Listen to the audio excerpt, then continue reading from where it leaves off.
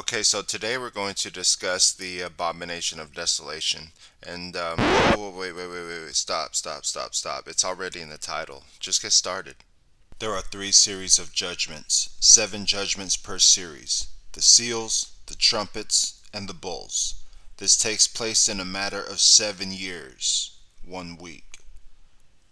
The beginning of this 7 year period will take place at the making of a firm covenant with the many of the Jewish people for 1 week. Daniel 9:27. It should be as no surprise then that the first judgment in the first series of judgments is the rider on the white horse who appears to have a savior complex. Revelation 6:2. I looked, and behold, a white horse, and he who sat on it had a bow, and a crown was given to him, and he went out conquering and to conquer. Where Jesus is often revealed as having a sword, this one carries a bow with no mention of arrows, implying his conquering techniques will not require armed militia. This video will examine the midpoint of the 7 year period, who speaks on it, what happens immediately before, and what happens immediately after. First of all, there is currently no temple in Jerusalem, but there is much activity going on revolving around a rebuilding of another temple. This future temple is a significant part of this prophecy. This temple having been the place where the high priest operates to make atonement for the sins of the people through animal sacrifices and offering. It was Jesus' blood that was shed for the sins of men once for all, doing away with animal sacrifices. The children of Israel, as a state and nation, has rejected Jesus as their Messiah, holding fast to the teachings of the Old Testament, or currently known as the Torah. Henceforth a temple would be required for Israel to fulfill their obligation to the God of their understanding.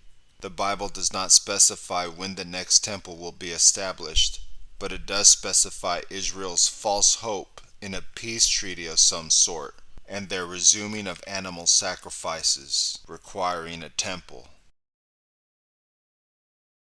Let's jump in. Daniel 9:27.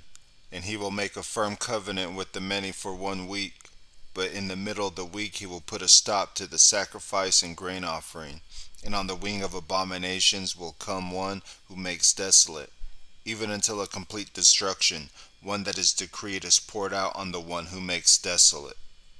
The middle of the week is 3.5 years, because a week is summed up as a group of 7. The usage here is understood to be years, so half of 7 years is 3.5 years. Jesus refers to Daniel when speaking of this event, calling it the abomination of desolation.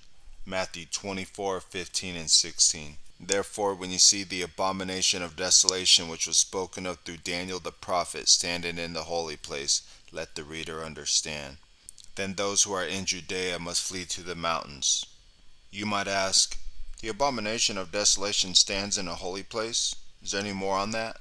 Let no one deceive you in any way, for the day of the Lord will not come unless the apostasy comes first, and the man of lawlessness is revealed, the son of destruction, who opposes and exalts himself above every so-called God or object of worship, so that he takes his seat in the temple of God, displaying himself as being God.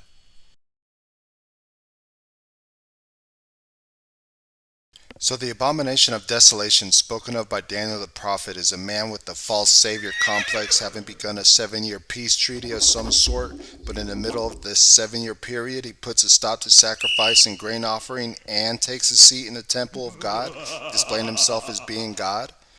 Then when those who are in Judea see all of this happening, they must flee to the mountains? Well, yeah, that sounds a little interesting and all, but how do you know it's really 3.5, give or take? Huh? Revelation 11:2 and 3. Leave out the court which is outside the temple, and do not measure it, for it has been given to the nations, and they will tread underfoot the holy city for 42 months. And I will grant authority to my 2 witnesses, and they will prophesy for 1260 days, clothed in sackcloth.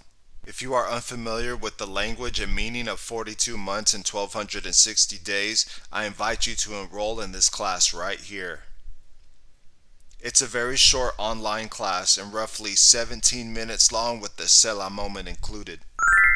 Chapter 11 goes on to talk about these two witnesses and the miracles and the power, the authority that they'll have to preach their message, to preach their testimony, how they are divinely protected against those that want to kill them. They have the power to shut up the sky so that the rain will not fall during the days of their prophesying. They have power over the waters to turn them into blood and to strike the earth with every plague as often as they desire. Revelation 11, chapter 7. When they have finished their testimony, the beast that comes up out of the abyss will make war with them and overcome them and kill them. Okay, so wait. The event of their death marks a 3.5-year period? How do I know that? If you go back to chapter 11, verse number 3, what we just read, it tells you that these two witnesses will prophesy for 1260 days, 3.5 years, meaning the end of their prophesying marks their death. Verse number 7, when they finish their testimony. Here's what the real question is. Does their termination take place at the midpoint of the tribulation or at the end of the tribulation? I like how the commentary out of the Ryrie Study Bible puts it. Whether the two witnesses will prophesy during the first half or the last half of the tribulation is not stated, though the first half seems more likely since their termination by the Antichrist fits better at the midpoint of the tribulation than at the end. So, the abomination of desolation spoken of by Daniel the prophet is a man with a false savior complex, having begun a 7-year peace treaty of some sort, during which time two witnesses go forth prophesying in sackcloth until the middle of this 7-year period. He kills the two witnesses, then stops the sacrifice and grain offering, and takes his place in the seat of the temple of God, displaying himself as God. Then when those who are in Judea see all of this happening, they must flee to the mountains. You might say, well, too bad we don't know if they actually took Jesus' advice, do we? Jesus is giving God's provision for Israel at this time. Revelation chapter 12, the most symbolic chapter in the most symbolic book in the Bible. Chapter 12 starts off by showing a great sign in heaven. It was a woman that was clothed with the sun and the moon under her feet, and on her head a crown of 12 stars. If you're familiar with Genesis chapter 37, you'll understand that the sun, moon, and stars this woman represents Israel. And then there appeared another sign, a great red dragon having 7 heads and 10 horns. The dragon represents Satan, the devil. This woman was ready to give birth to a male child, a son, Jesus the Lord. When the woman gave birth, the child was caught up to God and to his throne. And the woman fled into the wilderness, where she had a place prepared by God, so that there she would be nourished for 1,260 days. There's that number again, for 3.5 years. Chapter 12 emphasizes this scenario of the woman's escape. Verse number 14. But the 2 wings of the great eagle were given to the woman, so that she could fly into the wilderness to her place, where she was nourished for a time and times and half a time from the presence of the serpent. A time is equal to 1. Times is equal to 2. Half a time is equal to half of 1. 1 plus 2 plus half equals 3.5.